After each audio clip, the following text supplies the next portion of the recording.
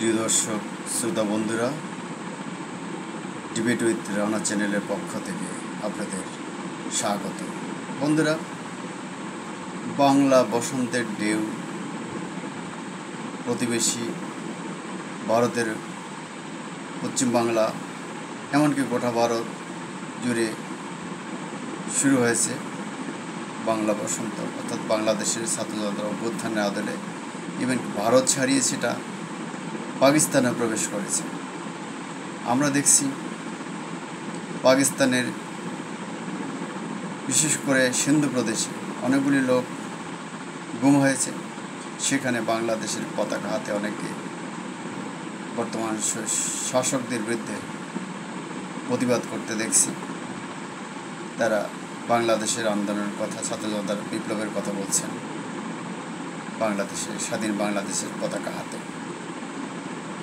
পাকিস্তানের সাবেক প্রধানমন্ত্রী, পাকিস্তানের ক্রিকেটের সেই গৌরবোজ্জ্বল দিনের বিশ্ববিজয়ী পাকিস্তান টিমের অধিনায়ক, সাবেক অধিনায়ক ইমরান খানে ক্রিকেট ছেড়ে রাজনীতিতে এলেন এবং তিনি বেশ কয়েক বছরের মাথায় পাকিস্তানের প্রধানমন্ত্রী হলেন। সেখানে পাকিস্তানের প্রতিষ্ঠিত দল মুসলিম লীগ পিপিপিকে পরাজিত করে ব্যাপক জনসমর্থন নিয়ে একটি নতুন দল ক্ষমতায় এলো ইমরান খানের ক্যারিসমেটিক লিডারশিপের মাধ্যমে।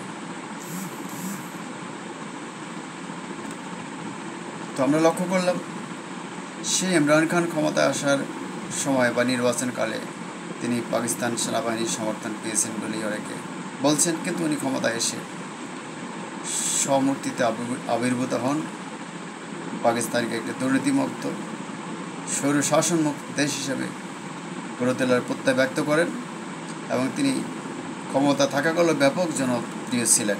কিন্তু সেনাবাহিনীর সাথে তার এই পাকিস্তানের কর্তৃত্ববাদী সেনাবাহিনীর সাথে তার দ্বন্দ্ব শুরু হয় এবং পাকিস্তানের সেনাবাহিনী ষড়যন্ত্রে তিনি দেশটির প্রধানমন্ত্রিত্ব হারান বলে ব্যাপকভাবে অভিযোগ রয়েছে।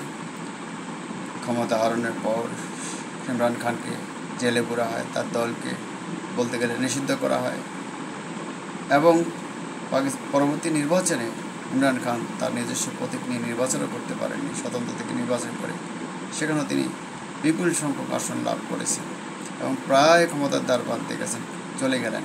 কিন্তু সেনাবাহিনীর ষড়যন্ত্র অব্যাহত থাকে এবং তিনি আর ফিরে আসতে পারেননি। এখন তিনি জেলে আছেন, কিন্তু তার সমর্থক বিপুল সংখ্যক নারী, যুবক যুবতী এবং অন্যান্য শ্রেণী পেশার মানুষ ইমরান খানকে একজন ভালো মানুষ, ভালো রাষ্ট্রনায়ক হিসেবে গ্রহণ করেছে এবং তারা তার পিছনে ঐক্যবদ্ধ হয়েছে।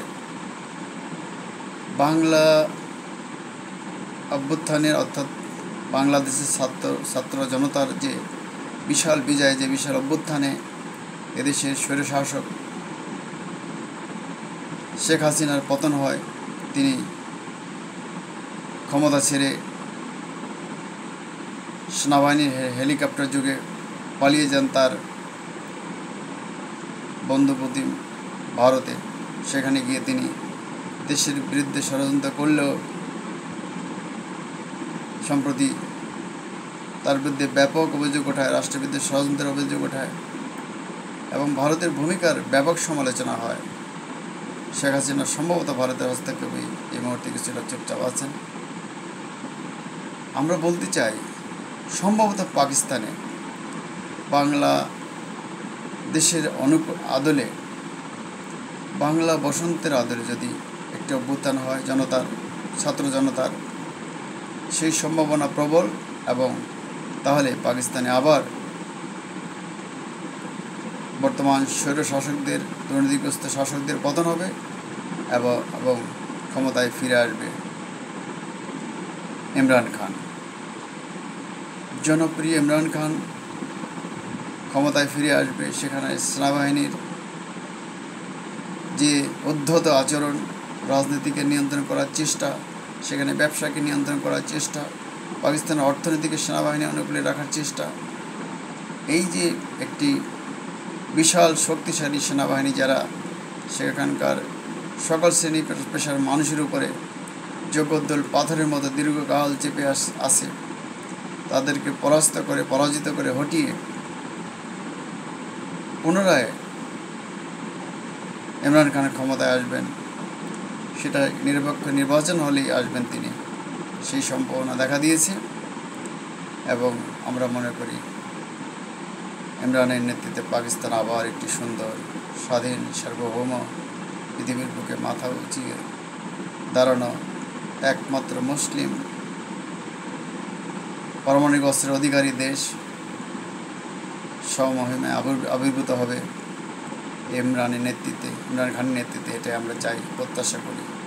সেখানকার মানুষও আমাদের মতো স্বৈরাচার মুক্ত, শোষণমুক্ত হোক, সেখানকার মানুষ ভালো থাকুক। ওই দেশের মানুষ সাধারণ মানুষ যেমন চায় এদেশের মানুষ ভালো থাকুক, বাংলাদেশের মানুষ ভালো থাকুক, তেমনি আমরা এদেশের সাধারণ মানুষ চাই পাকিস্তানের জনগণ স্বৈরাচার মুক্ত হোক, শোষণমুক্ত হোক, স্বাধীন হোক, মাথা উঁচু করে দাঁড়াক, সেখানে সাম্য ভ্রাতৃত্ব প্রতিষ্ঠিত হোক, এ আমাদের প্রত্যাশা। খোদা হাফেজ। বাংলাদেশ জিন্দাবাদ।